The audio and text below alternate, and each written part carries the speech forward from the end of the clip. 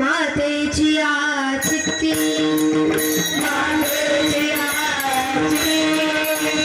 मातेची आचित्ती मातेची आचित्ती आजी मायाची जाती आजी मायाची जाती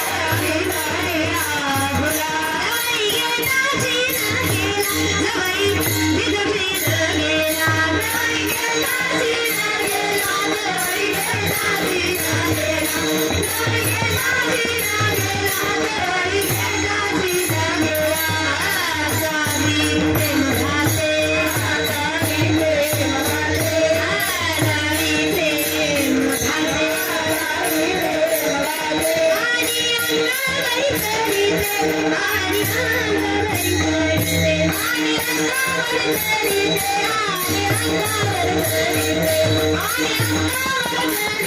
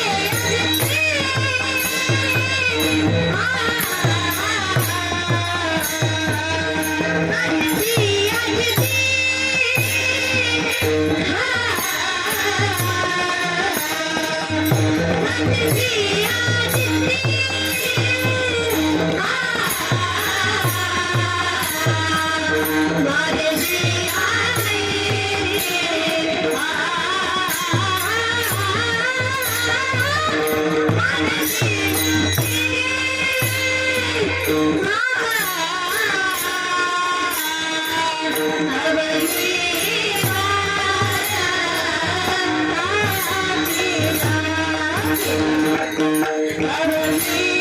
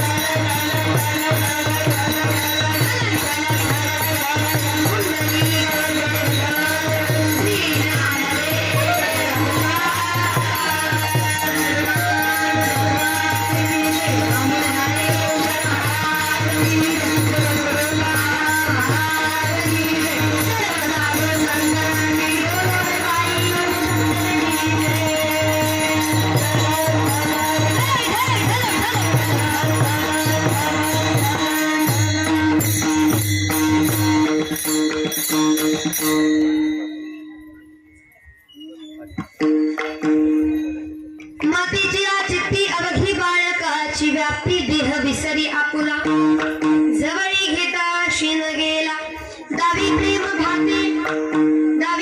भाते आणि अंगावरी चढते देह विसरी आपुला जवळी घेता शिन गेला तुका सांगा पुढे पायी जो मेलाळे गोडे देह विसरी आपुला जवळी घेता शिन गेला विठ्ठल विठ्ठल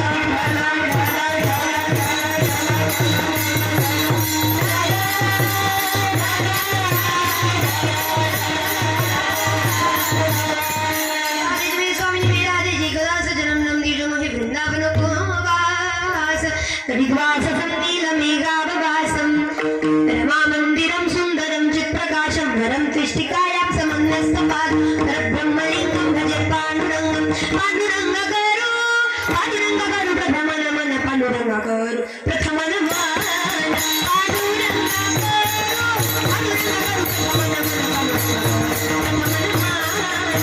पांडुरंगा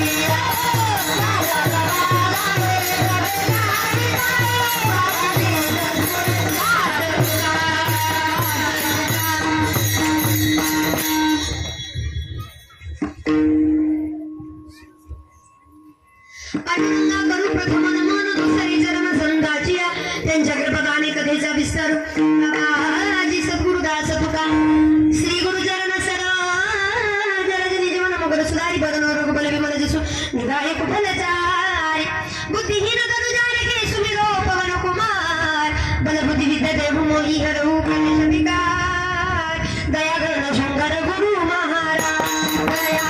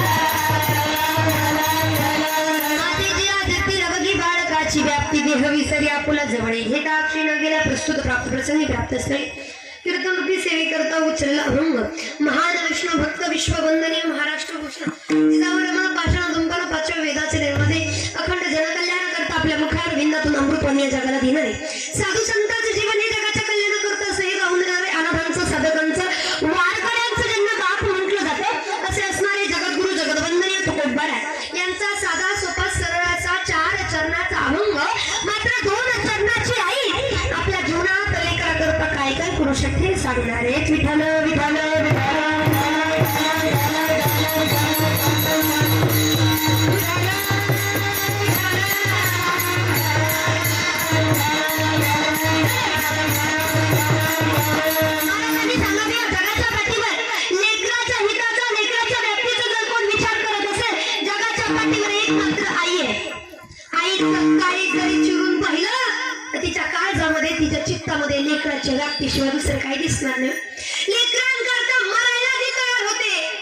एक मात्र आई आहे. जगात जा कुठेही सगळ्याला स्वार्थ पडलेला असतो. आपलं पहिल्यांदा चांगलं झालं पाहिजे, पण स्वतःच्या अगोदर जी लेकराचा विचार करते ना, जगाच्या पाठीवर एक मात्र जन्मदाती माई आहे, जिला कधी स्वतःचा विचार आला नाही. माझ्या लेकराचं चांगलं झालं ना बस, त्यात माझं कल्याण आहे. आणि म्हणून म्हणतात त्या मातेच्या चित्तामध्ये लेकराच्या व्याप्तीशिवाय दुसरं काहीच नाही हो. स्वतः उपाशी झोपेल की नाही, पण लेकराला उपाशी राहू देणार नाही. का? शेवटी आईचं काळीच आहे. उगाच म्हणत नाही की देवाचं दुसरं रूप म्हणजे आई आहे. तुम्हा आम्हाला आई आहे ना, भाग्य समजा. आणि आई असून सुद्धा ती आई आज आपल्याला कळाली नाही तर काय जीवनाचा अर्थ आहे. म्हणून आजच्या अभंगातून फक्त आपल्याला आईच करून घ्यायची. विठ्ठल विठ्ठल विठ्ठल विठ्ठल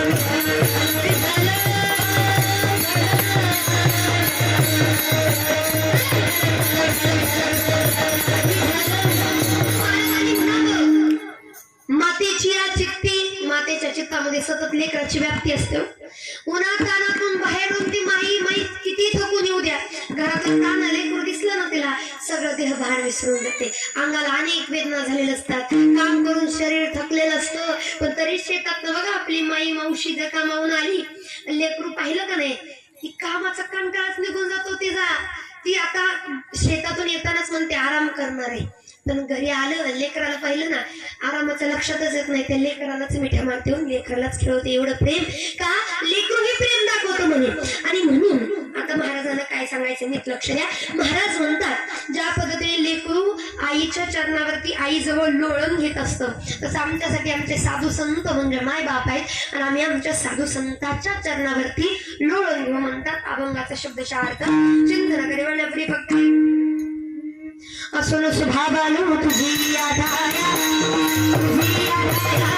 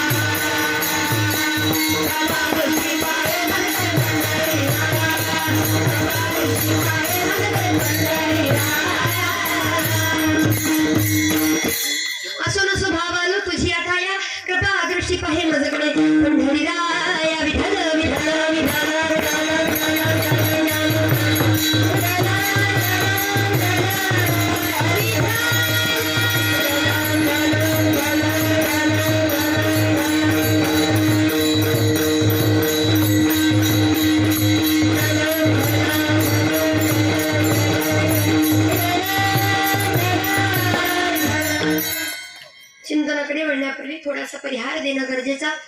तसं सगळ्याला ज्ञात आहे, सगळ्यांना माहित आहे कशा निमित्त जमलो, कशा निमित्त कीर्तन आहे, पण तरी कीर्तनकाराचं कर्तव्य, वक्त्याचं कर्तव्य कशा निमित्त जमलो एकदा सांगून जावं. आज या ठिकाणी या देठे परिवारातील अतिशय महत्वाच्या व्यक्ती असणारे कैलासवासी सौ पारोबाई बाबा देते या आईंचं या ठिकाणी असणारी प्रथम पुण्यतिथी 6वी पुण्यतिथी. वा, 6वी पुण्यतिथी या ठिकाणी हे देते परिवार त्यांच्यासाठी साजरी करताय. आता खरं सांगायचं म्हटलं बाबा, एवढी माणसं पाहिली, एवढं नियोजन पाहिलं, म्हणून मला वाटलं, मला येताना सांगितलं होतं की गेल्या वर्षी कीर्तन झाले, पण त्याच्या अगोदरचं काही बोलणं नव्हतं.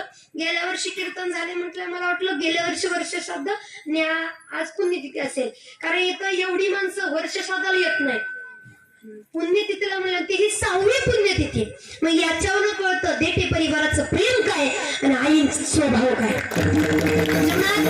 जीवनात माणसाने एवढंच कमवलं की आपण जिवंत असताना काय कमवलं हे जर कधी कळत असेल तर आपण मेल्यानंतर कळतं.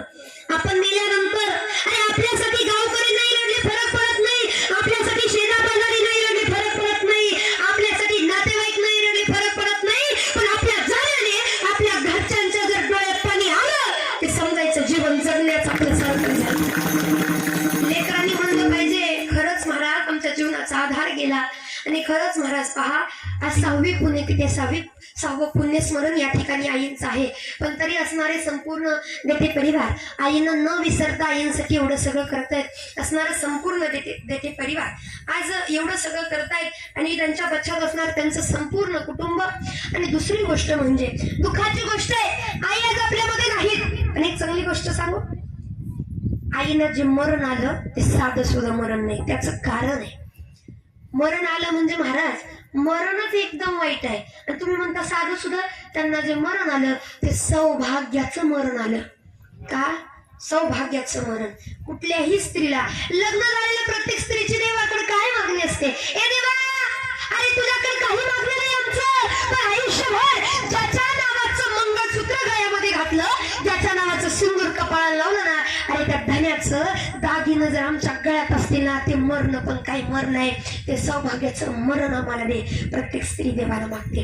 आई खरंच भाग्यवान आहे, असा परिवार भेटला आणि परिवारही भाग्यवान आहे, अशा आई भेटल्या म्हणून तर सौभाग्याचं मरण त्यांना आलं. प्रत्येक स्त्रीची देवाकडे इच्छा असते, देवा अरे आमचा खरा दागिना मध्ये ते नको मला दाग दागिना असू द्या काळ मनी, भाग्यवान माझ्या गाणी नाही कुणी, नको मला दाग दागिना असू द्या काळ मनी. शेवटपर्यंत खरं सांगू तुम्हाला बाबा, लोक म्हणतात बायको अशी आहे, बायको तशी आहे, बायको नवीन जोक तयार झाले, बायको अशी करते, बायको तशी. पण खरं सांगू, म्हातारपणाला लेकरं काठी होतीलच हे सांगता येत नाही, पण म्हातारपणाला बायको मात्र नक्की काठी होते. कारण म्हातारपणाला बघा, आपली जर पत्नी आपल्या सोबत असेल, किती म्हातारी होत्या, शरीर तिचं काम न देऊ द्या, पण रांगात किचनच्या खोलीमध्ये जाणार, स्वयंपाक बनवून ताट करूनच येणार. होय हो धनी, दिवसभर इकडं तिकडं वरा वरा वरा फिरत असतो, स्वतःची काळजी नाही, घराची काळजी नाही. मग लेकर बाळ कुठं बघत नाही. ती सुनांना म्हणलं तात्या करा, तर तात्या काही येत नाही, तर बापू काही येत नाही, तर बसा बसा मी वाटते रांगच जाईल, पण किचन मधून आपल्याला ताटच घेऊन येईल. म्हणून लोक म्हणतात काय, नवरा गेला की पत्नी विधवा होते. पण मला असं वाटतं फक्त नवरा जाण्याचा विधवा पण येतं असं नाही, तर बाबा तर पत्नी जाण्याचं सुद्धा वैधव्य येतं. जीवनातनं पत्नी गेली हे समजायचं सगळं गेलं. कारण म्हातारपणाला कशी का असे ना, ते आपल्याला सांभाळते. सांगू तुम्हाला, नवरा बायको म्हणजे संसाराच्या गाडीची 2 चाक आहेत. एक चाक निसटलं ते एका चाकाला संसाराचा गाडा रेलत नाही. आणि म्हणून आज पहा, दुःखाची गोष्ट आहे, आई आज आपल्यात नाहीत, परंतु त्यांच्याकरता आज एवढं सगळं करतायत. मी माफी मागून एक गोष्ट बोले की दादा, आता आई गेली दुःखाची गोष्ट आहे. कारण आवडणारा व्यक्ती जर एखादा गेला, त्या जीवाला किती दुःख येतं होतं हे सांगता येत नाही. पण तो जीवात्मा गेला ना, आज गेले 6 वर्ष तुम्ही त्यांच्यासाठी एवढं सगळं करताय, पण एवढं करून जर तुम्ही म्हणला आई पुन्हा ये, कुणाच्या तरी कुणाच्या रूपाने ये, तर एवढं सगळं केलेलं वाया जातं. कारण एवढं सगळं त्यांच्या मोक्षासाठी केलंय, त्यांना उद्धार व्हावा याच्यासाठी केलेलं आहे. पुन्हा या जन्म मरण्याच्या फेऱ्यात जर त्या आल्या तर परत तो जीवात्मा दुःखी होणार आहे. म्हणून दादा, गेलेल्या जीवात्म्याला आपण परत आणू शकत नाही, पण त्या जीवात्म्याच्या नावानं काही ना काही करणं गरजेचं आहे. जे आज या ठिकाणी देठे परिवार करतायत, गेलेल्या जीवात्म्याला अजून काय पाहिजे? मला नवल वाटतं बाबा, आजकालच्या कलियुगामध्ये खूप अवघड झाले. माय बापाला तर कोणी लक्षात ठेवतच नाही, पण वर्षश्राद्ध पुण्यतिथी आली की आम्हाला सांगावं लागतं, दादा गेल्या वर्षी वारले होते, या वर्षी करायचंय का काय? आणि बरेच लोक म्हणतात शेजापाजारी करतात म्हणून करायचं, शास्त्रीय कारण द्यायचं पटत नाही बाबा. तर मला असं वाटतं, शेजापाजारी करतात कोण करते म्हणून नाही, तर शास्त्रीय म्हणून नाही, तर जो जीवात्मा गेला ना, त्या जीवात्म्याचे आपले उपकार आहेत. लहानाचं मोठं केलं तर हाताचं पालन करून त्या माईने आपल्याला सांभाळलं, त्या आईच्या असंख्य उपकार आपल्यावरती आहेत. आणि त्या उपकाराची परतफेड म्हणून त्या आईला मोक्षाला लावायचं काम आपलंय, जे आज या ठिकाणी देठे परिवार करत आहेत. गेलेल्या जीवात्म्याला अजून काय पाहिजे? म्हणून त्यांच्यासाठी हे सगळं एवढा सगळा अट्टहास देठे परिवाराने केलेला आहे. त्यांच्यासाठी दारामध्ये हरिकीर्तन होत आहे. माझं नेहमी सांगणं असतं, दारामध्ये हरिकीर्तन कुणाचंही होत नाही. भाग्यवंता घरी भजन कीर्तन, भजन कीर्तन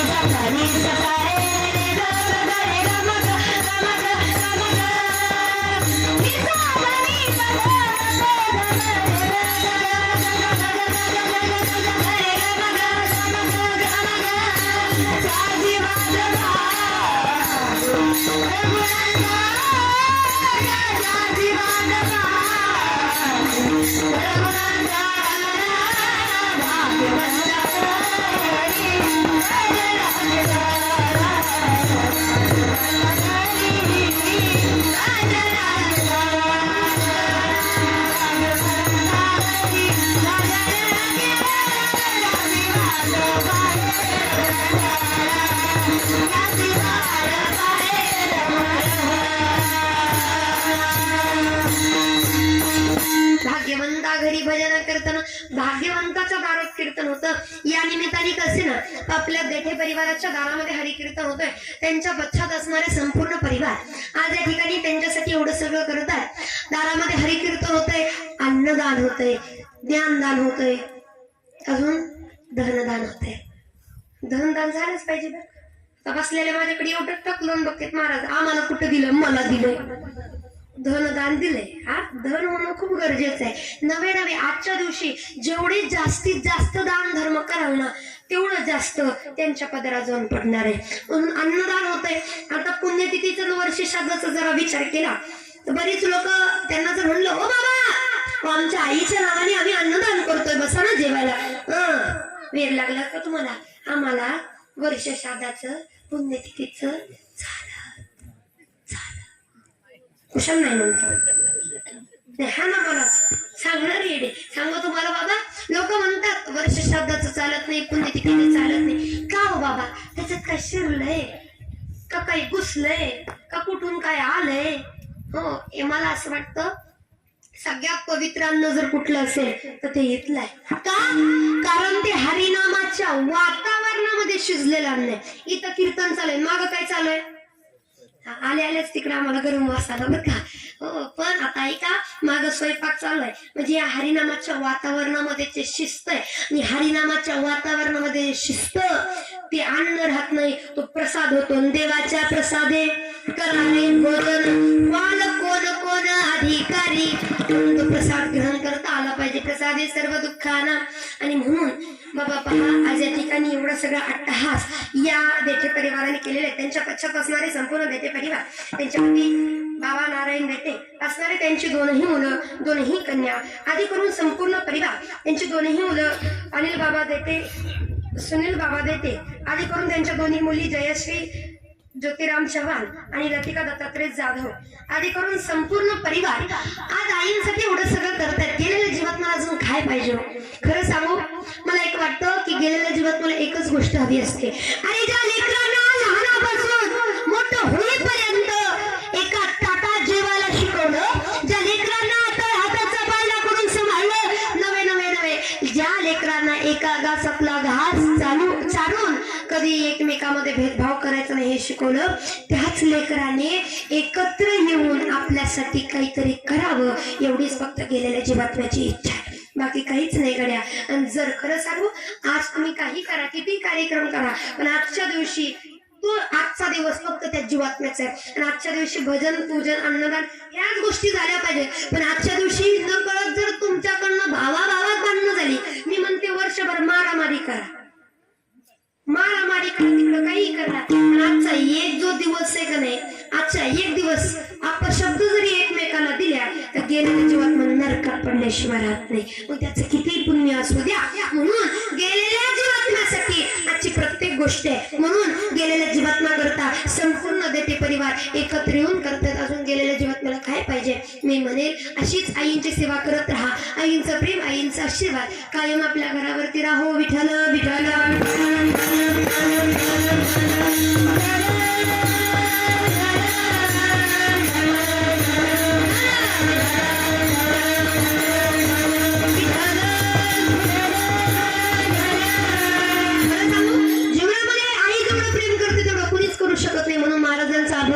फक्त आई सांगणार आहे. पण आई का सांगावी? कीर्तनात आई सांगायची काय गरज आहे? खरं सांगू, देवानंतर जो दुसरा देव कोण असेल तर एक मात्र आई आहे. लोक म्हणतात महाराज तुम्ही देव सांगता, देवाच्या नावाने ओरडता, देवाचं गुणगान करता, पण तुम्हाला देव दिसला का? धोंडेवाडीकर, आता मला तुम्हाला प्रश्न करायचा आहे, देव दिसला का? धोंडेवाडीकर झोपला का काय? नाही ना, देव दिसला का? बरं, आता इकडे बोलतच नाही, बोलणाऱ्या खात्याकडे जाऊया आपण. देव दिसला का? धोंडेवाडीच्या बायका दिसला नाही? दिसला मग कशाला देव देव करती ग? बर, तुम्हाला खरं सांगू, देव पाहायची गोष्टच नाही, देव जाणायची गोष्ट आहे. देवाला जाणायचं असतं, देवाला समजून घ्यायचं असतं. पण आपण माग काय, मला देव दिसला पाहिजे. आता ते काय आपल्या घरचा देव आहे, दिसलाच पाहिजे बाबा, आणि त्याच्यासाठी आपलं तेवढं सामर्थ्य नाही. ज्याला पाहायचंय पंढरपूर काय आपल्याला लय लांब, जायचं वारीला बघायचं आणि यायचं, जाऊनच बसायचं बाबा. जाऊन बसलो तर किती दिवस बसा, होणार तानात बसा, देव नाही दिसणार. त्याचं कारण आहे, कोण म्हणतो देव दिसत नव्हतं नाही, देव दिसत नसता. आणि देव दिसत नाही असं लोक म्हणतात, आम्हाला देव दिसत नाही, आम्हाला देव दिसला नाही. पण देव दिसत नाही असं कोण म्हटलं? देव दिसतो. नाही का, कुठपर्यंत आईच्या गर्भात असताना आपण देवाशी संपर्क साधत होतो. हे देवा, अरे मी कलियुगात जाणार होता, आणि या कलीचं वारं एकदा का मला लागलं, मी तुला विसरलो, तो कसं व्हायचं रे? देव म्हणतो तू काळजी करू नको, जन्मल्यापासून मरेपर्यंत मी तुझ्या सोबत राहील. नाही रे देवा, मला एक कलियुगाची गॅरंटी वाटत नाही देवा, मला नको लव बाई, मला भीती वाटते. आईच्या गर्भात असताना लेकरांनी म्हणावं, आणि त्या क्षणी लेकरू म्हणत असताना देवानी सांगावं त्या जीवात, मला अरे काळजी करू, मी आहे ना, बाहेरचा क्षणापासून मी तुझ्या सोबत आहे, काळजी करू नको. आणि तुला सांगायचं खातच माझ्याकडे नाही, पण देवा मला भीती वाटते, मला काही सोडून जाणं, तू मला नाही दिसलं तर माझं काही खरं नाही. या जीवात्म्याने देवाला म्हणावं. आणि आईची प्रसूती झाली, आपण बाहेर आलो, आणि आपण या जगात आलो, कलीचं वारं लागलं. आल्याबरोबर लेकराचं डोळं उघडलं, लेकरू हळूहळू करत बघतं का देव दिसतोय का आपला, पाहत सगळीकडे तर देव दिसत. अरे देव कुठं गेला, मग ते लेकरू रडायला लागतो. नाही रडलं तर डॉक्टर त्याला हाणू हाणू रडवतो, लेकरू देवा कुठे आहे तू, तुम्हाला दिसत नाही, देवा कुठे आहे तू, म्हणून लेकरू देवा ये देवा. बघा लेकराचं रडणं पण कसं असतं, लेकरू रडायला लागतं. आणि होतं काय आहे का, जोपर्यंत लेकराची नाळ आईशी जोडलेली आहे तोपर्यंत देव दिसतो. लेकरू रडायला लागलं की देव लगेच पटकन येतो, बाळ मी आहे, काळजी का करतोय. लेकरू त्याला बघून शांत होणार, तेवढ्या नाळ कापली, आईशी जोडलेली नाळ कापली गेली की आपल्याला देव दिसायचं बंद झाला. देव दिसेना आपल्याला, मग लेकरू मोठमोठ्याने रडायला लागलं, देवा तुम्हाला सोडून गेला, देवा तुम्हाला दिसत नाही, देवा अरे का असं केलं, का लेकराला पोरक केलं, का लेकराला तू दिसायचं बंद केलं. आपण देवाच्या नावाने ओरडतो, देव दिसत नाही. पण गड्या आपल्याकडून एक चूक झाली का, ऐका, ज्या क्षणी आईची आणि बाळाची नाळ कापली गेली, बाळाची नाळ आईची जोडलेली कापली गेली ना, त्या क्षणापासून देव दिसायचं बंद झाला. त्याचं कारण आहे देवाने आईचं रूप घेतलं आणि मरेपर्यंत आपलं संभाळ केला.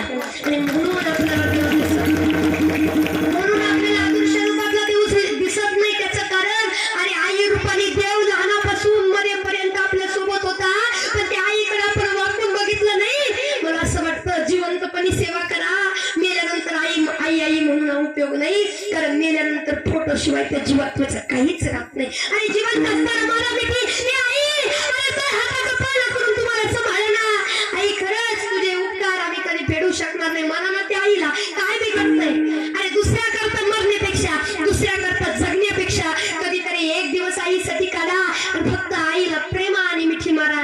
बघा त्या आईला वाटेल बास जीवनात येऊन या लेकराला जन्म देऊन आज सार्थक झालं आपलं. काय पाहिजे होतं आईला. आणि खरं सांगू, जिवंत आहे तोपर्यंत जीव लावा, मेल्यानंतर फोटो शिवाय काहीच राहत नाही. परत म्हणावं लागतं, सोडून गेली आई आम्हाले कराना, आई आई आई म्हणून कोणाला,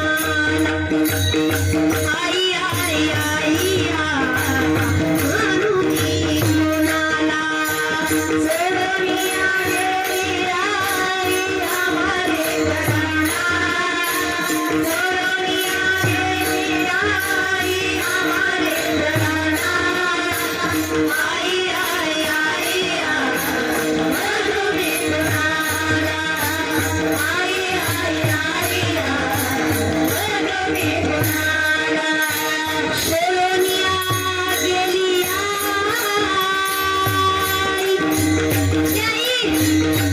अगं बघ ना, हा 2 दिवस आहे, इतकी स्थिती आहे. अगं चालते तिला येते त्या परिवाराला पोट करून गेली ग तू. आता त्या 2 लेकरांनी माई म्हणून कोणाकडे पाहावं ग, आता त्या 2 लेकीनं कोणाकडे पाहावं. अगं चांगला परिवार होता, सोन्यासारखा संसार होता ग, तुझ्या जीवाला जीव देणारा नवरा होता. अगं तुझ्या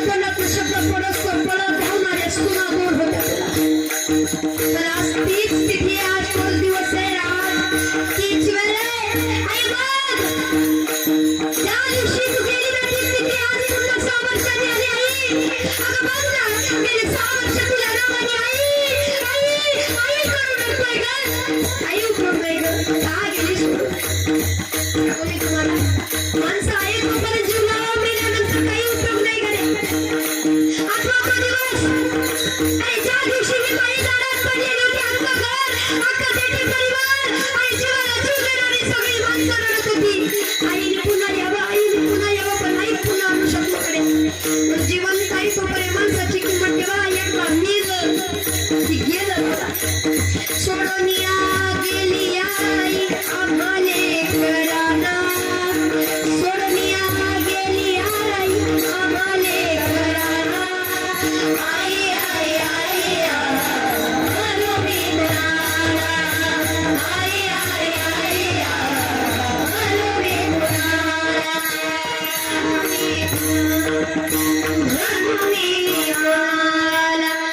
जीवनामध्ये एवढं जीव लावणारी माई एवढं कुणीच भेटू शकणार नाही, आणि नाहीच बाबा. आणि म्हणून म्हणतात की त्या मातेच्या चित्तामध्ये लेकराच्या व्याप्तीशिवाय काहीच नाही. अभंगाचा प्रथम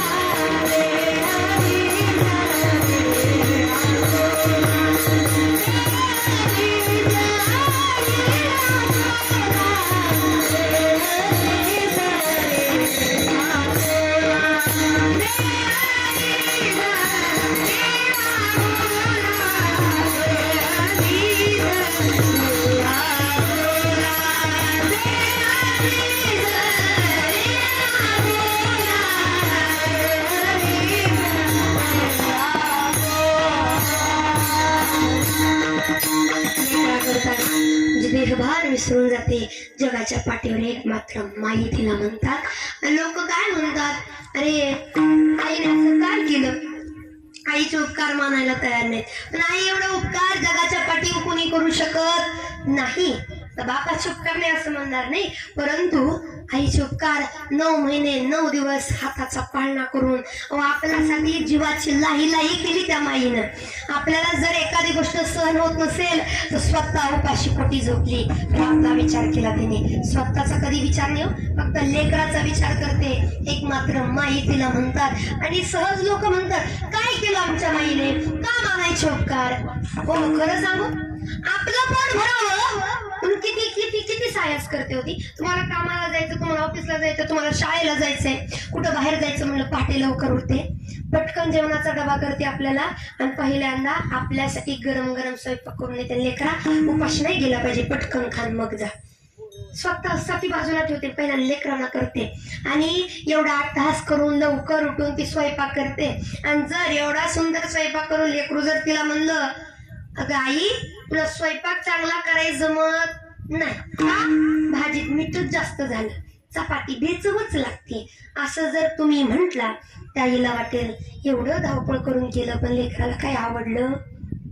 तुम्हाला सांगू वाटलंच तर थोडी भाजी अजून घ्या, चपाती बेचव आहे ना त्यांना मिठाच्या भाजीमध्ये जरा कुस करून खा, पण नावं ठेवायची गरज खरं सांगू नाही थोडं सांगूनच दे.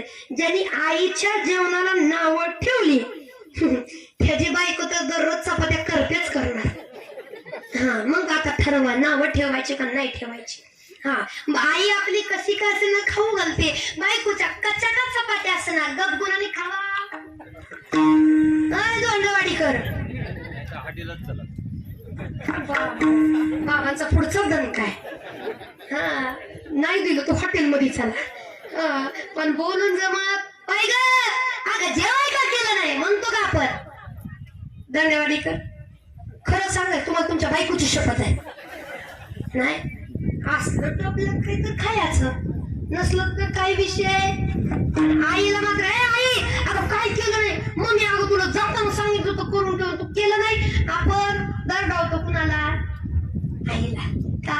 आपलं म्हणतो आईवर एवढा विश्वास असतो, एवढा विश्वास होतो. बघा आता एखादा पाहुणा आला आपल्याला, एखादा माणूस आला, एवढं लेकरू छोटं लेकरू रडतं, रडलं की सगळी माणसं सगळ्याला एक माहित आहे लेकरू रडायला लागलं की ती घेतात उचलून आणि वर फेकतात, वर टाकायचं झेलायचं. माहित आहे का तुम्हाला प्रकार, झेलली असतेली की लेकर. महाराज आता ते लेकरू घ्यायचं वर टाकायचं. तुम्ही बघा रडणारं लेकरू वर टाकल्यावर हसायला लागतं, त्याचं कारण तुम्हाला माहित आहे का, ते त्या पाहुण्याकडे बघून हसत असतं. दाद्या तुम्हाला वर टाकतोय खरं, पण मी जर व्यवस्थित तू जर मला व्यवस्थित नाही पकडलं माझी मम्मी तुला सोडायचीच नाही. टाक किती वर टाकायचे ते टाक, मी पण तुम्हाला खाली घेतलं की मी भोंकाच पसरणार आहे. आणि मी रडलं माझ्या आईला जर कळलं तुझं काय खरं अहो म्हणून रडत ते. आणि आपल्याला काय वाटतं लेकराला लय बरं वाटतंय, त्याला ते पुढची कल्पना येऊन बरं वाटतं बाबा. आणि ते झेलत असताना त्याला माहित असतं हे आपल्याला पडू देणार नाही, आणि याने जर आपल्याला पडलं याची आपली आई याला काही सोडणार. त्याचा विश्वास आहे भले त्याला काही न कळू द्या, पण आईवरचा विश्वास मात्र ढळत नाही. सांगू तुम्हाला एवढा विश्वास. आता एवढी छोटी छोटी लेकरं बसली तिथं, लेकरांना खरं सांगा तुम्ही जर उशिरा गेला, तुम्ही जेवण नाही केलं, तुमचा बाप तो म्हणून का जेवण नाही तू येणे नको का ये तुला कोण म्हणाल असं, कोण म्हणाल. माझा पप्पा. मग हा तुमचे वडील काय म्हणतील, अरे पिंट्या जेवण केलं नाही, हे केलं नाही. आणि खरं सांगा तुम्ही घरात सगळ्यात जास्त कुणाला घाबरता, कोणाला, पप्पा बरोबर ना. आणि पप्पा सगळ्यात जास्त कोणाला घाबरते, त्या बापे ते हळूच म्हणते त्याला पण समजलं माहित आहे दादा. आणि खरं सांगू आणि म्हणून लेकराचा विश्वास असतो, लेकरू किती खोड्या करून येऊ दे काही होऊ द्या, आत घरात आलं बापाने दरडावलं लगेच ते आईच्या मागे येतं, एक बक्की नवरा तुझा कसं करतोय, काय करत आहे माझ्या पिंट्याला खवळायची, काय तुम्ही तिकडे ये बाळा ये तुला जेवाय वाटते. कोणाला म्हणणार मी, लेकराला म्हणा. एवढी माया आणि एवढं सगळं प्रेम देणारी कोण आहे, आहे का माहितीये का. लेकराच्या प्रत्येक चुकीवर जी पांघरून टाकते. जगामध्ये अनेक कोर्ट आहेत, त्या कोर्टामध्ये गेलं ना प्रत्येक गुन्ह्याला शिक्षा आहे, पण आई नावाचं कोर्ट असं आहे आणि त्या कोर्टामध्ये गेल्यानंतर तुम्ही हजारो चुका करा, पण माझं सोनं चुकतच असतं, माझं लेकरू चुकत असतं. म्हणून हजार चुकांवर जे पांघरून घालते ना जगाच्या पाठी एक मात्र आई आहे. त्या म्हणतात काय केलं आईने, काय केलं, आईने जन्म दिला. आईने दिलेला जन्म हा सामान नाही, आईने कसा जन्म दिला आईने मला,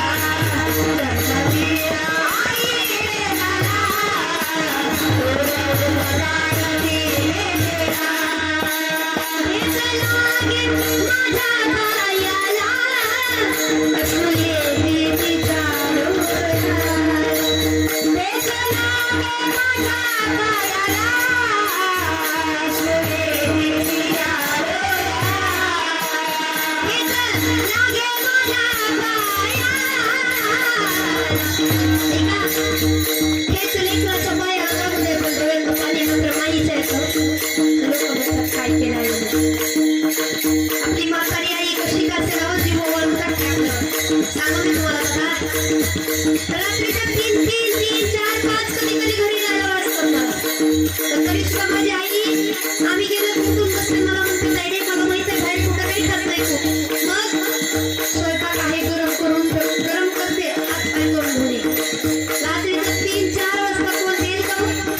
हॉटेलमध्ये गेले पैसे देऊन जरी खायचं म्हणलं तर ते म्हणतात सातच्या पुढे आता नाही. तर आपल्यासाठी स्वतःचा काही ते विचार करत कधीच विचार करत नाही. आता सुद्धा बाबा इथं येईपर्यंत आईचं 5 वेळा फोन केला बरोबर का? पोरगी जेवली नाही. कीर्तनाच्या हातात काहीतरी खाऊ घाला. नाही कीर्तनाचं काम घ्यायचं काही गरज नाही.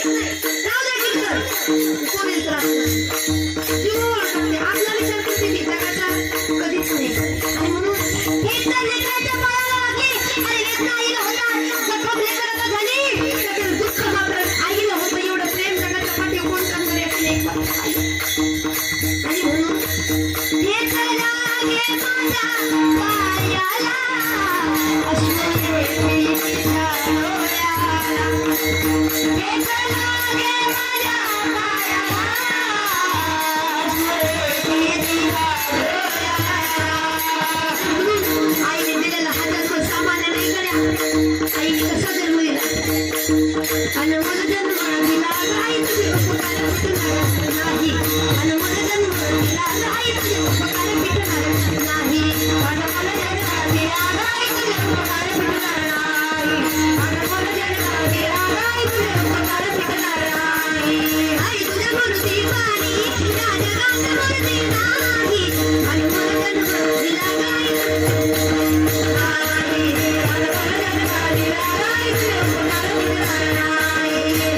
आईने दिला जन्म सामान्य अनमोल जन्म आहे. आईचा आभार मानायचा. एकदा आई गेली परत काय उत्तर नाही. परत म्हणावं लागेल कशाला गेली आई तू स्वर्गाला. लागे वेळ तुझ्या मनाला.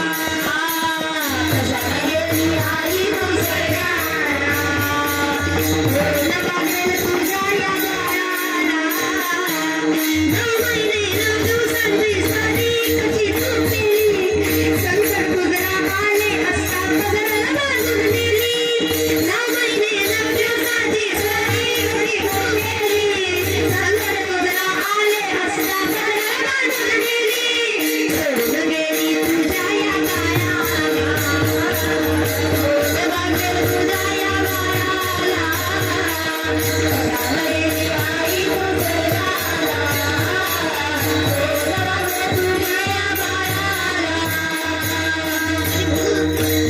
आई आहे परत प्रेमाने मिठी मारत आपल्यासाठी एवढं करते आई. हेच लागे माझ्या पायाला अश्रू येते तिच्या डोळ्याला. हेच लागे माझ्या पायाला अश्रू येते तिच्या डोळ्याला.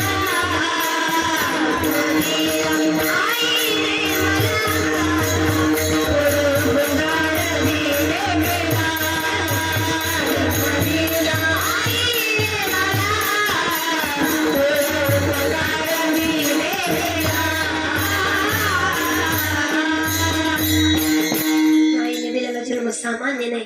आईला कधी नाव ठेवायची नाही. आई एवढं कुणीच करू शकत नाही का? तुका म्हणे माता वाहे तानुल्याचे चित्ता लेकुराचे हित जाणे माऊलीचे चित्त. आईसी कळवळ्याची जाती करीला भावीन प्रीती. एवढं प्रेम करणारी कोण असेल तर एकमात्र जगाच्या पाठीवर आई आहे. महिला मंडळ आज महिला मंडळ एवढ्यात ना मी सांगू तुम्हाला हात जोडून माझं सांगणं आहे की जोपर्यंत माहेरात आपली आई आहे अरे जा माहेरला घ्या माहेरच्या आईची भेट. कारण लेकीने माहेरात कुठपर्यंत जायचं असतं का? जोपर्यंत माहेरात आई जिवंत आहे तोपर्यंत लेकीने माहेरात जायचं असतं. एकदा का माहेरची आई गेली परत लेकीने तिथून पुढे पुढे जायचं नाही. खरं पहा तुम्ही महिला मंडळ, तुम्ही जर नाही गेला ना माहेरला, 4-2 दिवसात आई लगेच तुम्हाला फोन करते, ताईडे अगं येते म्हणली होती ना, काय झालं यायचं, अगं तात्या आजारी पडलेत, अगं नानांना बघायला जायचं, अगं ये म्हणलं होतं, का आली नाही. फोन करून करून तुम्हाला बोलवलो आहे तोपर्यंत जा माहेरला. एकदा माहेरची आई गेली, लेकीने तिथून पुढे माहेरला जायचं नाही. त्याचं कारण, माहेरातली आई गेल्यावर का लेकीने जायचं नाही. आमचं माहेर, आम्ही जाऊ नाही तर काही करू, का जायचं नाही. त्याचं कारण ऐका, आई गेल्यावर काय होतं, काय होत नाही हो. आई गेल्यानंतर गाव तेच असतं, आपलं गावातलं घर तेच असतं. अरे घराचा दरवाजाही तोच असतो, दाराचा उंबरताही तोच असतो. मग आई गेल्या होतं काय, तर आई गेल्यानंतर त्या घराच्या दाराच्या उंबरट्यावरती मिळणारं प्रेम, आपुलकी, जिव्हाळा आई सोबत निघून जातं. मग आई आहे तोपर्यंत लेकीने माहेरात जायचं असतं. नाही गेलं ना माहेरात जा, फोन करून आई तुम्हाला बोलवेल, तायडे तायडे, आणि गेलाच ना तुम्ही, तायडे आई तुमच्या भावाला सांगेल, अरे दादा, अरे माझी लेक सासूरवास सोसून आली रे, अरे तिच्यासाठी साडी चोडी घे म्हणणारी एक मात्र आई आहे. आणि आपल्या भावाने नाही ना घेतले, भावाने नाही घेऊ द्या, हळूच आई आपल्या खोलीमध्ये येते. सुना लेकरा बाळा सगळ्यापासून लपून छपून येते. आई काय म्हणते मला माहित आहे. दाद्याला किती सांग, दाद्याची माया पहिल्यासारखी नाही राहिली. दाद्याला किती सांग, साडी घे ताईला, नाही घेणार दाद्या, मला माहित आहे चांगलं, माझं पोरग आहे, मला माहित आहे नाही घेणार. पण लेकीने आईच्या दारात यावं, तिला साडी चोळीचं जावं, असं कधी नाही होणार ग ताईडे. तू माझ्या दारात आली. मग आई काय करते, हळूच कमरेच्या पिशवीतनं 200-300 रुपये काढते. आई कुठं कमवायला जाते बाबा, कुठून आले आईकडे एवढे पैसे. ऐका, ते पैसे कुठंतरी कोंबड्या बोकड्याचे साठवून ठेवलेले पैसे असतात, पण लेकीव जीव असतो. पैसे काढून लेकीच्या हातात टेकवते ना आई म्हणते, ताईडे मला माहित आहे दाद्या नाही घेणार. मग पैसे ने चौकात तुला चांगली साडी घे ग, लेकरांना खेळणी घे, लेकरांना चांगला ड्रेस घे ग म्हणणारी आई आहे. जीव वाळून टाकते, जीव वाळून. लेक किती दिवसात घरी जाऊ द्या, किती दिवसात घरी जाऊ द्या, आईची एवढी माया असते. लेक दारात दिसली आई पळत येते, आईला आवरत नाही, पळत येते, लेकीला एकदा डोळं भरून पाहते, परत आत जाते. आपल्याला वाटतं आईची माया कमी झाली, आईने लेकरा पाहिलं निघून गेली, नाही गड्या, पटकन आत जाते, एक भाकर घेते, भाकरीवर पाणी ओतते, पळत लेकीकडे येते. ग माझ्या लेकराला कोणाची नजर न लागू दे, पण तुकडा आणते, लेकराच्या वरन ओळून बाजूला नेऊन टाकते. मग लेकराला म्हणते, ये ग ये. किती मोठं हो तुम्ही, नवे आई म्हातारी होत्या, आणि जा आईकडं, आईला फक्त एकदा म्हणे, हे आई मला झोपच लागत नाही ग, आई मला भूकच लागत नाही. म्हातारी झालेली आई थरथरते, हाताने डोक्यावर हात फिरवेल, आपल्या केसामध्ये हात घालेल, आपल्याला म्हणे, दाद्या भूक लागली तुला, आणि तुझी आई अजून जिवंत आहे, भूक लागली ना तुला, पटकन खायला करू का तुला. थरथरता हात असतो तिला स्वतःला उठणं होत नाही, पण लेकरांनी इच्छा निर्माण केली, रे बाळा 5 मिनिटं तुझ्यासाठी गरम गरम काहीतरी तयार करते म्हणणारी आई आहे. एवढं नाही झालं, तुम्ही नुसतं म्हणा आईला, हे आई मला झोपच लागत नाही, 4 दिवस झालं. आई हळूच तुमचं डोकं कुरवाळेल आणि म्हणेल माझ्या मांडीवर झोप, तुला झोप येईल. आणि ज्यांनी आईच्या मांडीवरती डोकं ठेवून झोपले ना, त्याला जी झोप मिळाली ती स्वर्गापेक्षा सुंदर आहे. तर आईची मांडी सहजासहजी कुणाला नाही मिळत. दादा परवा दिवशी कीर्तनाला गेलो, बेडकर कीर्तन होतं, 2 साईडला अशा 4-5 मुली उभ्या राहिल्या होत्या, डसा डसा डसा डसा रडायला लागल्या. मला वाटलं आईचं मी एवढं सांगते म्हणून रडतायत काय. मी नकळत त्यांच्याकडे पाहिलं, कुणाचा दुःखाचा असं सांगायचं नसतं, पण मला विशेष सांगावं असं वाटतं. मुली मोठमोठ्याने रडायला लागल्या, मलाही आवरलं नाही, मलाही हुंका दाटून आला. मी पोरींकडे पाहिलं आणि मी पोरींना एकच विचारलं, मी आईंचं एवढं सांगितलं म्हणून रडू आलं का. अजिबात नाही महाराज, तुम्ही आईचं सांगितलं म्हणून रडू नाही आलं. आई लेकरं किती प्रेम करते सांगितलं म्हणून रडू नाही आलं. आई लेकरं किती जीव वाळून टाकते म्हणून नाही रडू आलं. आईने 9 महिने 9 दिवस आपल्याला सांभाळलं, आईचं प्रेम आपल्यावर भरपूर असतं, हे सांगताय तुम्ही, याच्याकरता अजिबात रडू नाही आलं. पण ऐका ना महाराज, आम्हाला रडू का आलं एवढं तुम्ही सांगताय ना, एवढं आई आई करताय, ती आई आम्हाला जन्मापासून बघायला मिळाली नाही, त्याच्याकरता रडू आलं गड्या, त्याच्याकरता रडू आलं. म्हणून ज्याला आई नाही त्याला विचार आईची किंमत काय आहे. तुमच्या आमच्याकडे आई आहे, अरे आईची सेवा करा, परत ती आई पुन्हा मिळणार नाही. कारण माझ्या आड गेल्या सूर्य परत दिसू शकेल, पण एकदा का माती आड गेलेली आई गेली ना बाबा, माती आड आई गेली ना, पुन्हा ती दिसणार नाही. जीव लावा, तिला जीव सांभाळा. केली जीव लावतो आपल्याला. मग सांगू, तरपत्या उन्हात रखरखत्या रानात राहिलीस माझ्यासाठी तू कष्टाच्या घामात. या उभा आयुष्यभर कष्ट केलं का आमच्यासाठी? अरे एवढं सगळ्या सुखी संसार दिसतोय, सुखी घर दिसतंय, 2 लेकराचा चांगला संसार आहे का? कारण त्या माऊलीने कष्टामध्ये नवऱ्याची साथ दिली, दोघांनी म्हणून कष्ट केले, त्या माईने साथ दिली म्हणून आज घराचे एवढे चांगले दिवस आहेत, घराचे एवढे चांगले दिवस आहेत. तुम्हाला सांगू, आयत्या पिठावर रेघोट्या कुणीही ओढतं, संघर्ष लागतो तो शून्यातून विश्व निर्माण करण्याकरता. आणि आज या देटे परिवाराने शून्यातून विश्व निर्माण केलं का? या आईची पुण्याई होती आणि आईने साथ दिली होती म्हणून हे सगळं आहे बाबा. आणि म्हणून तरपत्या उन्हात रखरखत्या रानात राहिलीस माझ्यासाठी तू कष्टाच्या घामात.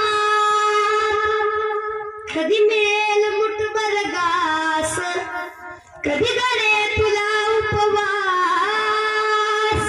ऐका, टोपल्यामध्ये 2 भाकरी असू द्या आणि घरामध्ये 2 लेकरं असू द्या, कपल्यामध्ये 1 भाकरी असू द्या, ती माई काय करते? दोघाला अर्धी अर्धी करून देते, दोघाची पोट भरते, टोपल्याकडे जाते, टोपलं उघडून पाहते, काही शिल्लक नाही राहिलं का नाही, ती माई मात्र पाणी पिऊन झोपते, स्वतःच्या पोटाला चिमटा काढते. एवढा मोठा संघर्ष केलाय आणि म्हणून त्या माईला कधी नाही विसरायचं.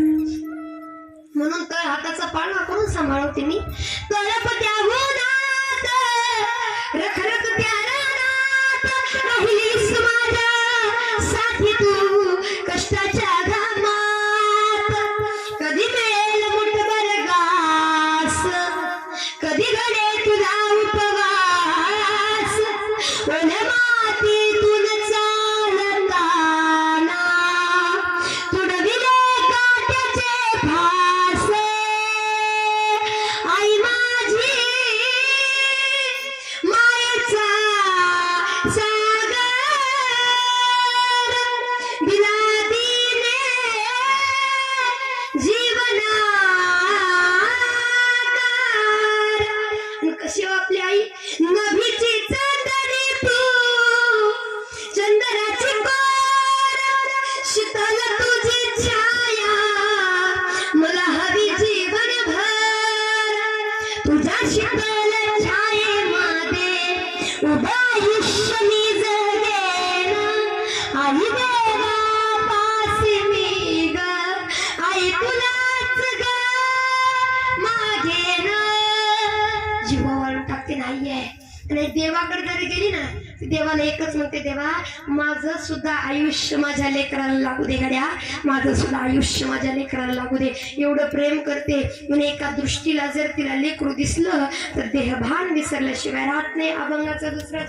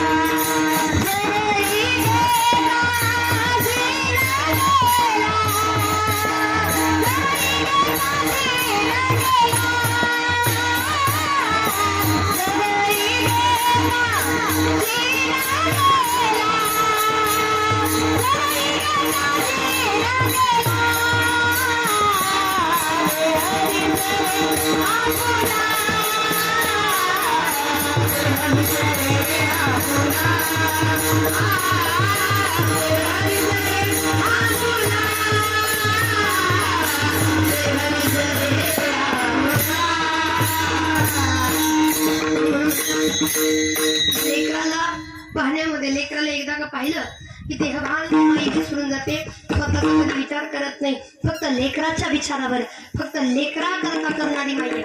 म्हणून मला असं वाटतं जी माई आपल्यासाठी जीव द्यायला तयार आहे ना, त्या माईसाठी सुद्धा आपण काही ना काही केलं पाहिजे. त्या माईसाठी आपण कितपत करावं. उदाहरणाने सांगेन, ऐका. आचार्य चाणक्यजी माहित आहेत का तुम्हाला? नसले माहित तर कधीतरी आचार्य नीती पहा तुम्ही. ज्यांनी आचार्य नीती जीवनामध्ये उतरवली त्याला जीवन जगण्याचं खरं सूत्र कळालं. आचार्य चाणक्यजी एके दिवशी आईच्या मांडीवरती झोपले होते आणि आईच्या मांडीवरती झोपले असताना आचार्य चाणक्यजी लहान आहे, मांडीवरती झोपलेत आणि अगोदरच्या बायका काय करायच्या? लेकरू झोपत नसलं, लेकरू जेवत नसलं, लेकरू कालवा करत असलं की त्याच्यासाठी अंगाई गीत म्हणायच्या. काय म्हणायच्या? काय म्हणायच्या? अय बचत गट काय म्हणायच्या? अंगाई गीत म्हणायच्या. बरोबर, सुंदर अंगाई गीत म्हणायच्या. अगोदरच्या बायका आताच्या चांगलं माहिती घे. मला वाटलं सांगायची गरज पडेल, पण सांगायची गरज. अगोदर लेकरू रडायला लागलं, जेवत नसलं की त्याला मावशी म्हणायची, अंगाई गीत गाऊन त्याला झोपू घालायची. जेवत नसलं, ए छप्पू पिंट्या, अरे जेव म्हणते ना तुला. अरे का तू तिकडून कोल आलाय, अरे धरणारा बाबा आलाय, ये रे बाबा ये, धर. ते आपोआप घास खात. आणि आताच्या मावशीला एवढं करायची गरज? बारक पोरग असू द्या, त्याच्या हातात नुसतं ते डबड ठेवलं, ते ठेवलं ना महाराज, मोबाईल ठेवला, ते इकडं तिकडं सुद्धा बघत नाही. मग मावशीला वाटतं बरं झालं, खेळते, खेळू द्या. मग धुणं भांडी सगळं करते आणि काय म्हणते, मोबाईल मुळे बरं झालं बया. खरं सांगा मावशा, मोबाईल मुळे बरं झालं का लई बरं झालं? मोबाईल देतो ना लेकराच्या हातात. क्या बात आहे. परिणाम झाला आपणच म्हणतो ना, आपणच फोन देतो. म्हणून जेवढं लेकरांना घडवण्यामध्ये आई पुढे असते तेवढंच बिघडवण्यामध्ये आईच असतं. आईलाच काही दोष द्यायचा आहे? तुम्ही खरं सांगा, फोन यांच्याकडे असतो का? आता असतो तो भाग सोडा, पण लई करून फोन कुणाकडं? तिने मला नुसतं पिंट्याचे पप्पा थोड्या वेळेत फोन द्या, लेकरून आधी लागते म्हणजे मी काम आटपते, द्या फोन. म्हणलं की तुम्ही दिला नसता, एवढं वाटलं झालं असतं का? पिंट्याचे पप्पा झालं असतं का? नाही. मग दिलं कुणी? तुम्ही. मग पिंट्याला लेकरांना बिघडवण्यात कारणीभूत कुणी? कोण आहे? आता पिंट्याचा पप्पा नेहमी एकावरच आपलंय. मला असं वाटतं बाबांना चांगला अनुभव आहे का? कारण कसं आहे, आमच्यापेक्षा जरा उन्हाळा पावसाळा तुम्ही जास्त खाल्ले आहे ना. एवढं मान हवं पण एक बोलू का, मला लागू देऊ नका. आमच्यापेक्षा तुम्ही किती उन्हाळा पावसाळा जास्त खाऊ द्या, पण आम्ही उन्हाळ्यात पावसाळा खाणारी माणसं आहे. त्याच्यामुळे आमच्या नादी लागायचं, आमच्या सोबत कसं पण काही व्हायला लागले. बघा अगोदर कसं होतं, 4-4 महिन्याला 1-1 रुपये यायचे. हिवाळा, पावसाळा, उन्हाळा. बरोबर, हिवाळा, पावसाळा, उन्हाळा यायचे. बरोबर. आणि आता उलट झालंय. आता सकाळी हिवाळा, दुपारी संध्याकाळी असं झालंय बाबा. म्हणून काही सांगतायत आमच्या काळात तर काही सांगताच येत नाही. अंगाई गीत अगोदर भारीच होतं. अंगाई गीत म्हणायच्या मावशीना कोणची गरजच नव्हती. आणि अंगाई गीत किती, निमोणीच्या झाडा मागे चंद्र झोपला बाई, निमोणीच्या झाडा मागे चंद्र झोपला बाई, आज माझ्या माणसाला झोप अगोदरची मावशी म्हणायची. आता तसं राहिलं नाही. अगोदर सगळं चांगलं होतं. अगोदर बघा आता उन्हाळा चालू आहे म्हणून ना, उन्हाळ्याच्या दिवसात काय म्हणायचे, झुक झुक झुक झुक अगन गारा धुरांच्या रेषा हवेत गाडी पळती झाडे पाहूया. कुठं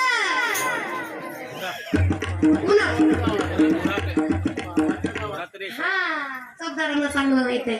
झुक झुक झुक झुक अगन गाडी धुरांच्या रेषा हवेत गाडी पळती झाडे पाहूया.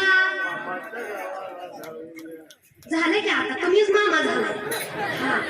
तरी पण मामाच्या गावाला जाऊया, जाऊया मामाच्या गावाला जाऊया. या अगोदरची गाणी होती. आता मामा झाले बाबा, लय विचित्र दुनिया विचित्र आली. पण मला असं वाटतं अगोदर सगळं ओल्ड इज गोल्ड, उगाच म्हणत नाही जुनं ते सोनं होतं. आणि म्हणून जुनी माणसं, खऱ्या जुन्या माणसामुळे परमात्मा टिकला, जुन्या माणसामुळे संसार चांगला होतो, जुन्या माणसामुळे अजूनही मंदिर शाबत आहेत. नाहीतर आपण मंदिराला पत्त्याचं घर केलंय. हा कुठं शनिवार रविवार दिसला सुट्टीवार चाला तिकडे, हे आपलं झालंय बाबा. तर सांगू अगोदरचं खरंच सगळं चांगलं होतं. अंगाई गीत म्हणत म्हणत थोपटू घालताय आणि चाणक्यची शांत झोपी गेले. तेवढ्यात माईचं बारीक निरीक्षण करत करत माईतला रडू आलं, डोळ्यातलं पाणी टिप टिप करून चाणक्यजींच्या गालावरती पडलं. चाणक्यनं जाग आली, तडकन चाणक्यजी उठून बसले, आईकडे पाहिलं. माय रडायला काय झालं? आई साहेब काय रडता म्हणे. आई साहेब डोळ्यात पाणी का आलं खरं सांगा. तेव्हा चाणक्यजींच्या आई म्हणा, नाही असं उगच उगच कुणी रडत नसतं, उगच कुणा रडू येत नसतं, त्याला कारण असतं म्हणे. का रडता एकदा सांगा.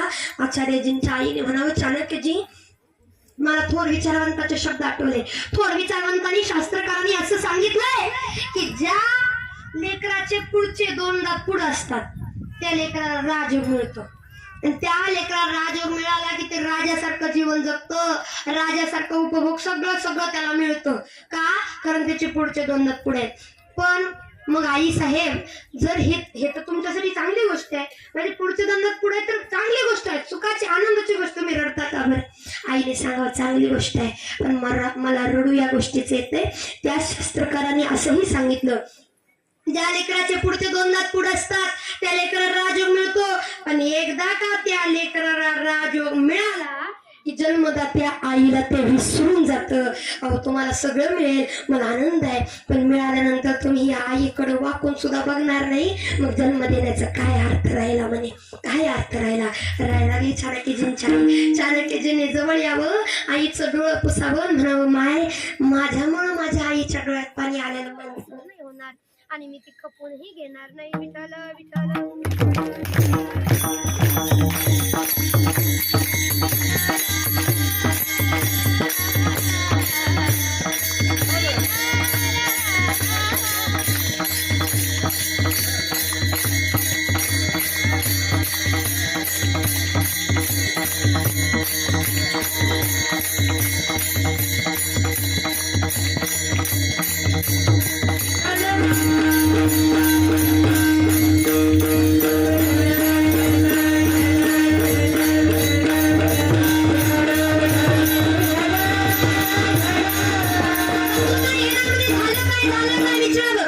आई साहेबांनी सांगितलं. चाणक्यजींना एवढा राग आला, तडकन उठले, बाहेर गेले. उन्हातानाचे दिवस होते. आकाशाकडे पाहिलं आणि खालचा कवची दगड उचलला आणि दणकेने पुढच्या 2 दातावर, जसा पुढच्या 2 दातावरती मारला, पुढचे 2 दात तुटून हातामध्ये आले. पळत चाणक्यजी घरामध्ये गेले आणि माईला आई साहेब ऐका ना, कोणते शास्त्रकार तुम्हाला म्हणजे पुढच्या 2 दात पुढे असल्यावर राजयोग मिळतो, राजयोग मिळाला की लेकरू माईला विसरून जातं. तर ऐका, जर या 2 दातामुळे मला राजयोग येत असेल आणि त्या राजयोगामुळे मी जन्मदात्या आईला विसरत असेल तर मला ते राजयोगही नको आणि राजयोग निर्माण करणारे दातही नको. चाणक्यजीने पडलेले दात आईच्या हाती दिले आणि आईच्या चरणाप्रती नतमस्तक झाले. खरं सांगा, आताच्या लेकरांना आईच्या उपकारासाठी असं करणं जमल का? दोंडेवाडीकर तुम्हाला म्हणती करायला जमलं का? बायकोसाठी उशाला हसताय, लय अवघड आहे. माझं म्हणणं नाही, मी नावं नाही ठेवणार, कारण तीही तिचं घर सोडून आली, माझं काही म्हणणं नाही. पण मावशा मंडळींना माझं सांगणं आहे, जसे आपले आई बाप असतात ना तसे दुसऱ्याचे सुद्धा आई बाप असतात. असं नाहीये की आई बापाची सेवा केलं पुण्य लागतं आणि सासू सासऱ्याची सेवा केलं पाप लागतं नाही. मग तेही कोणाचे तरी माय बाप आहे, सेवा केली पाहिजे आणि जीव वळून टाकणारी आईची तर सेवा करावी. का? कारण गावी प्रेम भाते आणि अंगावरी चढते जीव वळून टाकते. आता ही झाली आपली आई.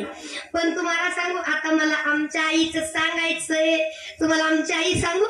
आता बघा, जशी तुमची आई तशी आमची आई. एग विठाबाई माझी पंढरीची आई. ती आई तर आमच्यासाठी एवढं करते बाबा. जसं लेकीला माहेरात 2 महिन्यातनं मला 6 महिन्यातनं एकदा 2दा तरी जावं लागतं, तसं आम्हाला महिन्यातनं 2दा जावं लागतं आमच्या माहेरात. आमच्या आईकडं नाही गेलं ती बसतीच बघा, अशीच बसते. या तुम्ही वाटच बघते मी. आणि असं जर नाही गेलो, जशी तुमची आई प्रत्येक सणाला वाट बघते ना, तसं ती आई सुद्धा वर्षातनं 2दा खास आमच्यासाठी वाट बघते. आता जवळच आलं आषाढी आणि दुसरी कार्तिकी, वाट बघत बसते. आता माझी लेकरं येतील, मग माझी लेकरं येतील.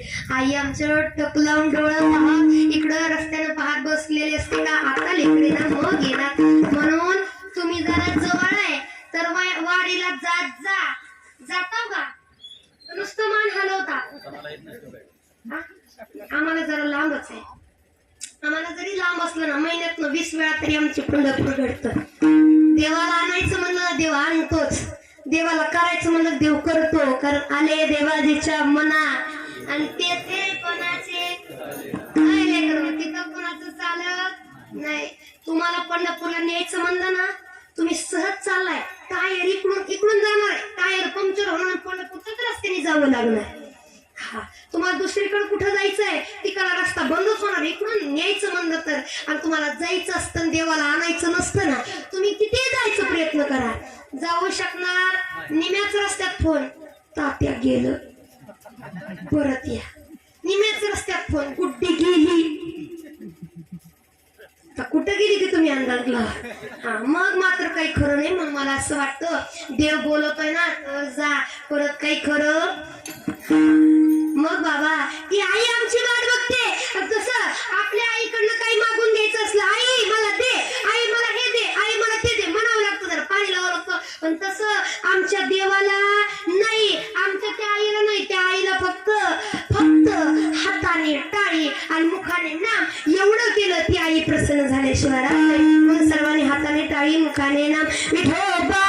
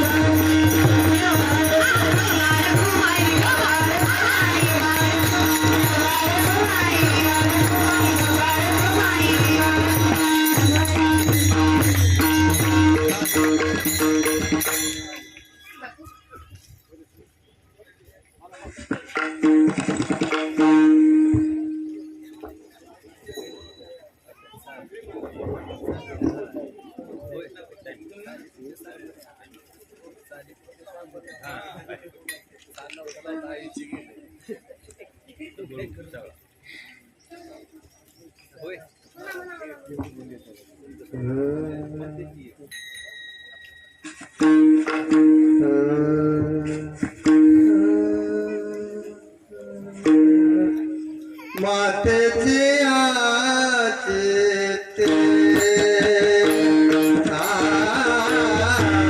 मातेचे आते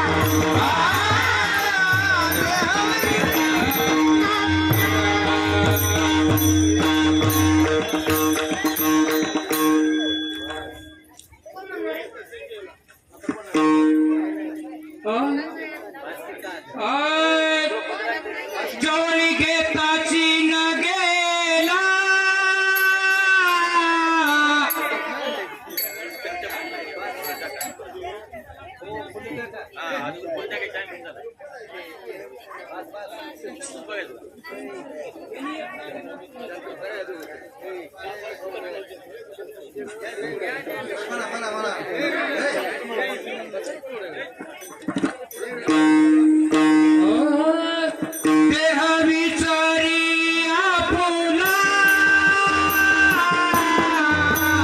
देह विचारी आपुला देह विचारी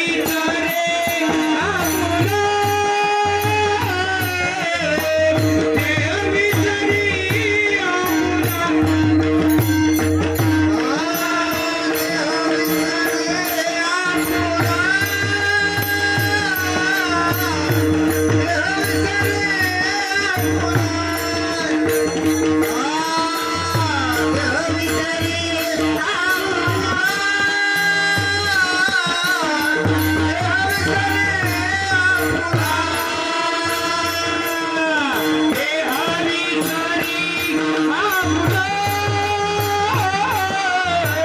देह विचारी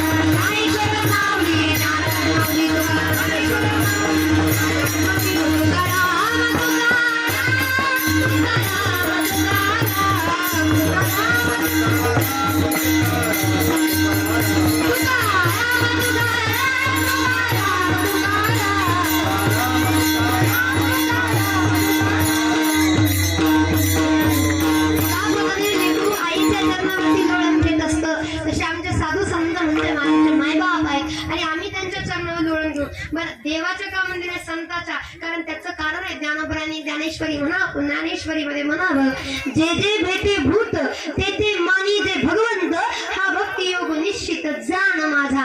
म्हणजे संत असेल एक वेळ देव कधीही करणार नाही, पण संत मात्र चराचरात माणसात दगडात प्रत्येक गोष्टीमध्ये देव पाहतात, म्हणून ते आमचे मायबाप आहेत. आणि एक वेळ तुम्हाला खरं सांगू, थोडा वेळ लागेल ऐका. एक वेळ देवाच्या दारात गेला तर देव म्हणाल, पहिल्यांदा कर्म काय बघून मग माझ्या दारात घे. गीतेमध्ये सुद्धा सांगितले, कर्म चांगलं त्याचं आपण पाठीशी, कर्म चांगलं नसलं तर किती असू दे त्याच्याकडे पाठीशी नाही.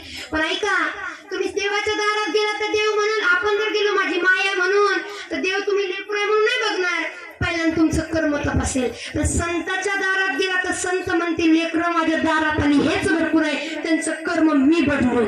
हे सामर्थ्य संताचं आहे. आणि म्हणून म्हणतात आम्ही संताच्या चरणावरती लोळून घेऊ, कारण साधकाचे माय बाप दरुषणी हरिताप सर्वांभूती सुकरप ज्ञान वा माझा, ज्ञानाबाई माझ्या आणि अनाथाची माय एका जनार्दनी पाय बंदित असे. आणि तेच महाराज अभंगाच्या शेवटच्या चरणामध्ये सांग,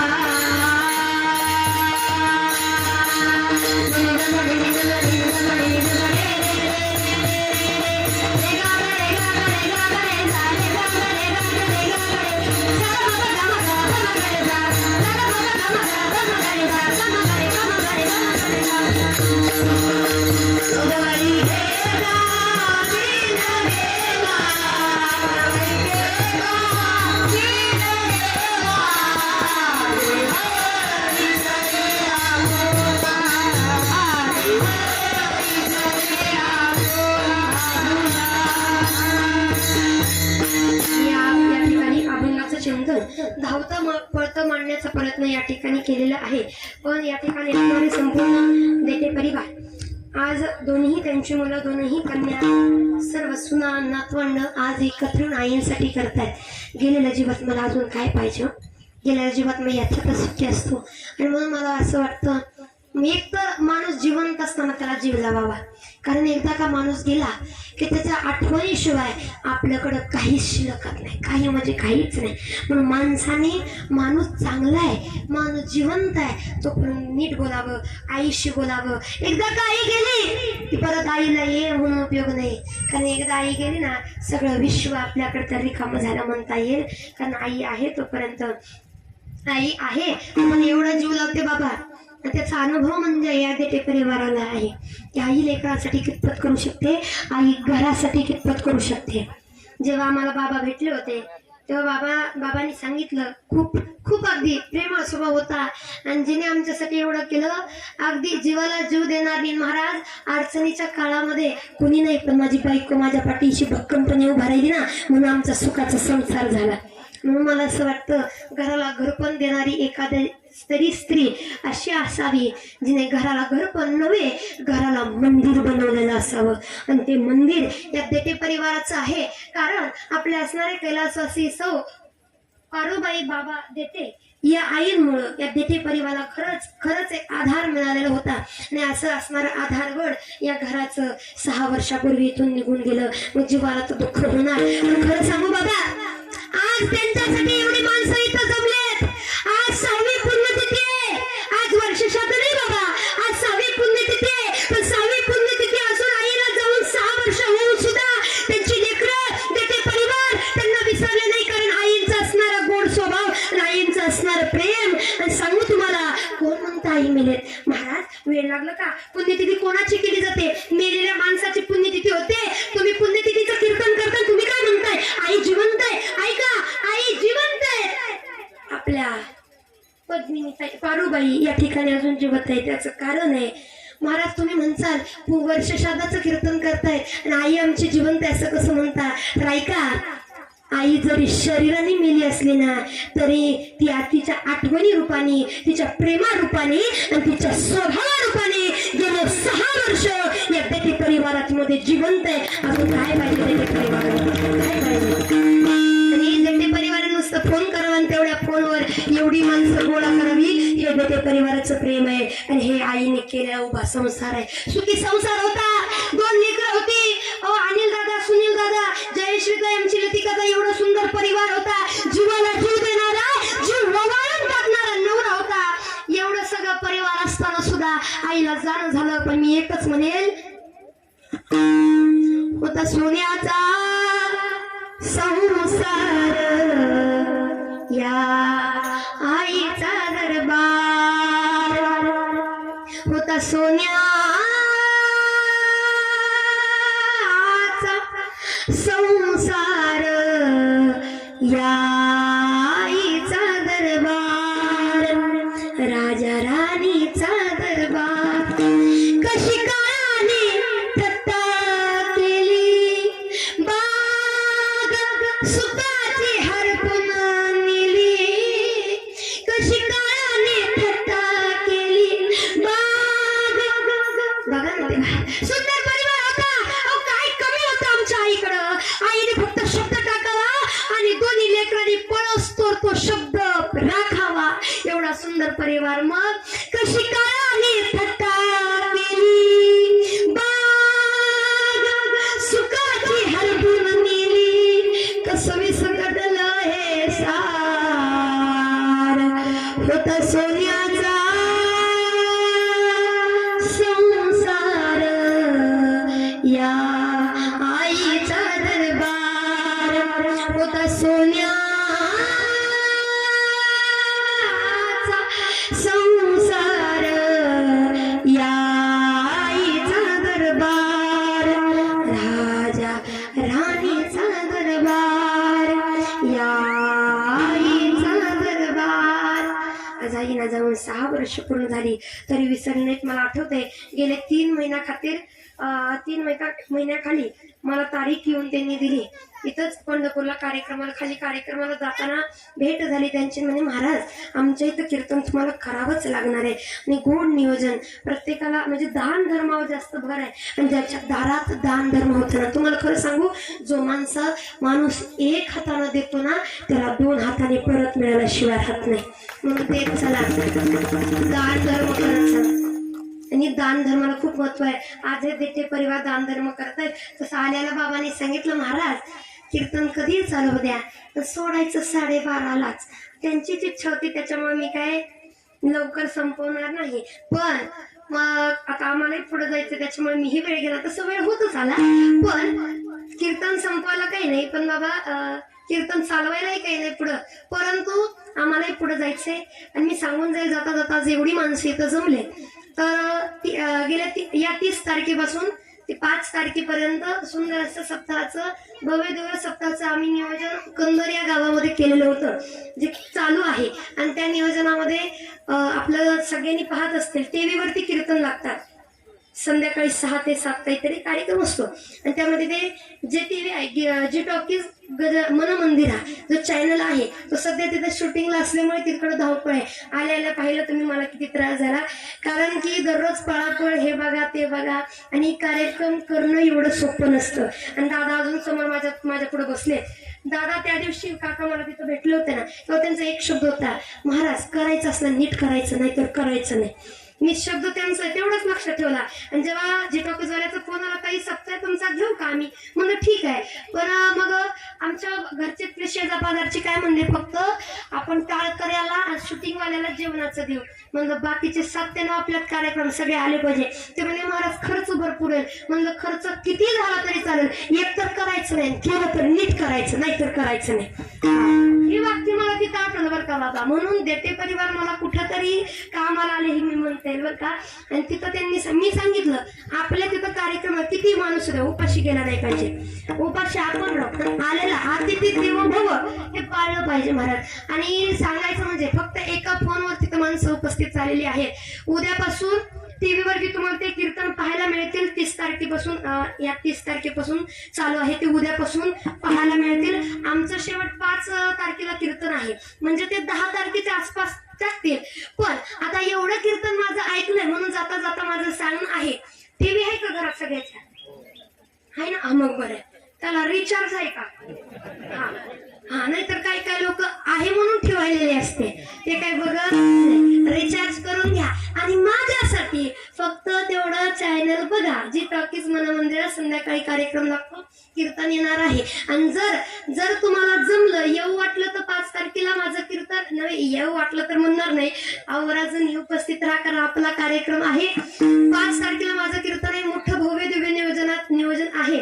जमलं तर प्रत्येकाने तिथं उपस्थित राहा. नाही जमलं तर टीव्ही समोर उपस्थित राहून तरी तो कार्यक्रम पहा.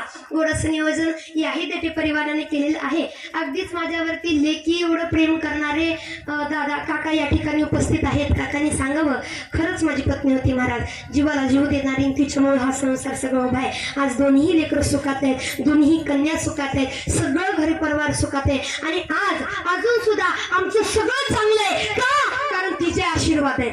लोक म्हणतात बायकोचा काय आशीर्वाद, पण खरंच तिचा आशीर्वाद तिने आम्हाला करू लागलं म्हणून हे सगळं आम्ही उभा केलेलं आहे. आणि मी म्हणून म्हणेन की एखादा आपल्यातून जाणं दुःखाची गोष्ट पण या दुःखातून सामान्याचं बळ भगवंत देते परिवाराला देऊ. आणि अशीच तुम्ही माईची सेवा करत राहा, आईची सेवा करत राहा एवढी श्री ज्ञानोबरायांची प्रार्थना. गोडाशी सगळ्यांनी साथ दिली. आता मंडपात बसलेल्याचं काही नाही, ते म्हणतील 1 वाजेपर्यंत चालू द्या, पण जे उन्हात उभा राहिले ते ढेकळणी आणतील आपल्याला. मला संपवा किती वेळ झाला पण सगळ्याच्या लगेच तिकडं मागं म्हणून बघायला लागला. त्यांचे आभार. सगळे अगदी गोड असं नियोजन या संपूर्ण कार्यक्रमाची शोभा वाढवण्याचं काम जे करतात. सुंदर अशी सिस्टीम आहे. सिस्टीमला दादांसाठी एकदा जोरदार आणि या ठिकाणी हे कीर्तन वर्षानुवर्ष नव्हे प्रत्येक दिवशी आपल्याला पाहता यावं याच्याकरता गोड असं शूटिंग करणारे दादा आहेत 2-2 कॅमेरे लावून बसलेत म्हणून त्यांचे अगदी मनापासून आभार. आधी करून आपल्या कार्यक्रमाला 2 चौकदार आहेत. आधी बाबा सुद्धा या ठिकाणी उपस्थित. भारी वाटलं बरं का, येता येता आवाज असा ऐकला काना पडला बरं वाटतं, मन प्रसन्न होतं. म्हणून या ठिकाणसाठी सुद्धा जोरदार टाळ्या झाल्या पाहिजे. आपले विनाकरी बाबा आहेत आणि सर्व टाळकरी आपल्या भागचं वैभवच आहे. टाळकरी कमी येणार आणि टाळकरी आलाच पाहिजे. वरच्या भागात लय अवघड आहे, मग गायकी वडा चढी नाहीत महाराज, पण अशी टाळकरी फक्त आपल्याच भागात परमार्थ करू जाणे फक्त आपल्या भागाने. आणि म्हणून असणारे सर्व टाळकरी गायनाचे आमच्या तृप्तीताई सिद्धीताई आदी करून संपूर्ण देते परिवार आदी करून बसणारी मंडळी सगळ्यांचे आभार. झालेली सेवा आईंच्या चरणी. हा मृदुंगाचार्य राहिले की त्यांच्यासाठी पण नाही, संध्याकाळचा कार्यक्रम त्यांनाच वाजवायचा म्हणून त्यांच्यासाठी वाजवा, नाहीतर ते कीर्तन आमचं चांगलं वाजवतील. परत आमचं काही त्यांचे आभार आधी करून सगळ्याचे. आईंची सेवा असं करत राहा. आईंचं प्रेम आईंचा आशीर्वाद कायम देते परिवारावरती राहो एवढी श्री ज्ञानोबा यांच्या प्रार्थना. झालेली सेवा गुरुवर श्रो बाबा गुरुवर माझे वडील तुम्हा सर्व माबाबांच्या समर्पित करून सेवेला पूर्ण विराम. विठ्ठल जय जय विठ्ठल जय.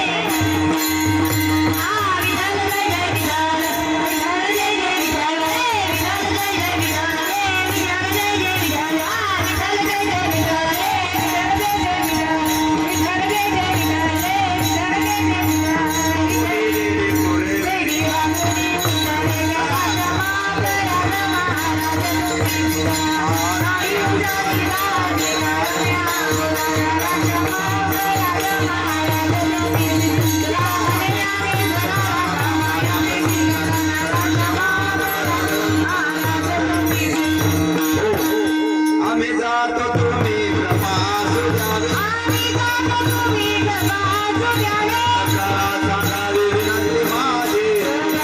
सांगावी विनंती माझी. वाढवे झाला उभा पांडुरंग. झाला उभा पांडुरंग.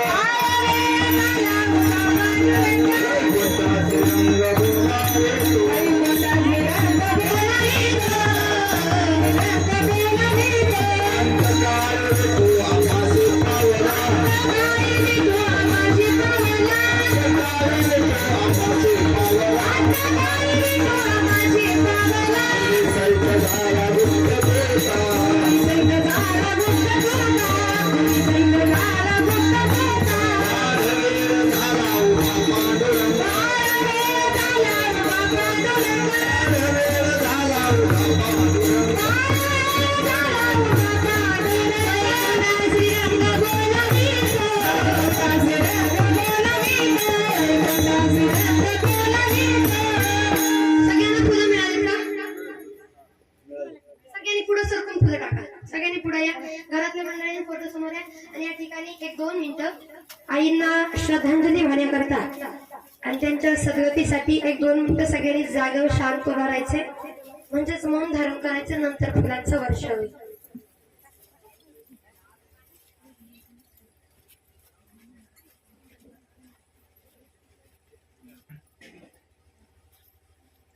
पुंडलिक हरिठोर श्री ज्ञानदेव तुकाराम पंढरीनाथ भगवान की जय. आणि ज्ञानेश्वर महाराज की जय. ज्ञानदेव तुकाराम.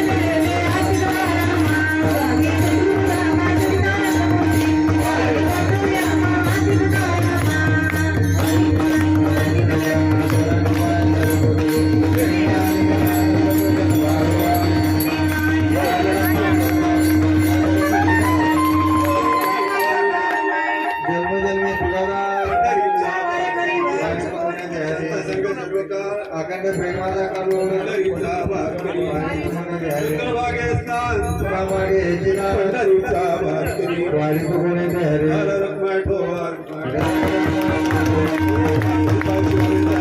माझ्या सगळ्या हरिजनाचा संत मंडळी सुखी असो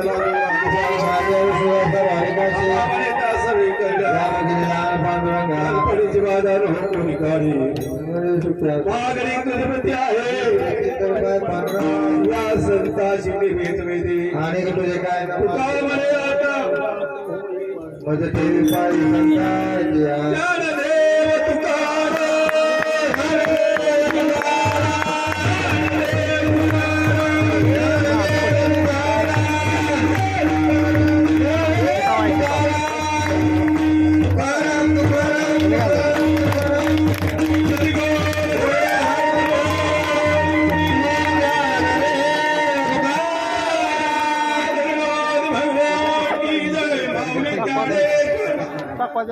जगद्गुरु तुकाराम महाराज की जय.